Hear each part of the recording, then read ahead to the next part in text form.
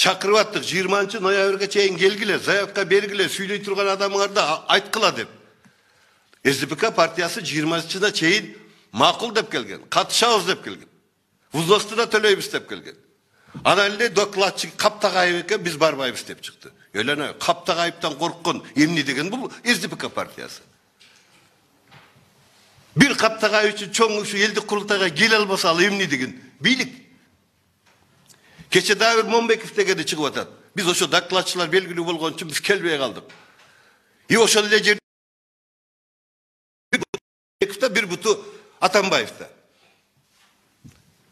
Мен ошол үчүн СДПКнын айрым партия мүчөлөрүнө кайрылат элем. Бутуңарды же Атамбаевга тарапка тартып алгыла, же азыркы Жээнбеков тарапка тартып алгыла деп.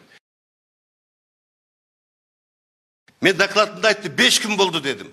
Биз азыр Жээнбеков менен биргеликте ушул конституциялык реформага барабыз деп бутубузду Жээнбеков тарапка тартып алдык.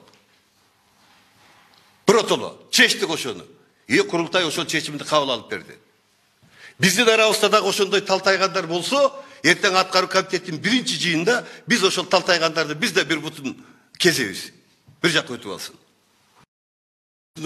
Ичтеринде ошондой жыландын башын чыгарып атат. Бир жактуу болуп калды, ана мындай болуп калды, тигиндей болор болбос. Шулту. Бир жактууну биз алган жокпуз да. Аны делегаттар алды.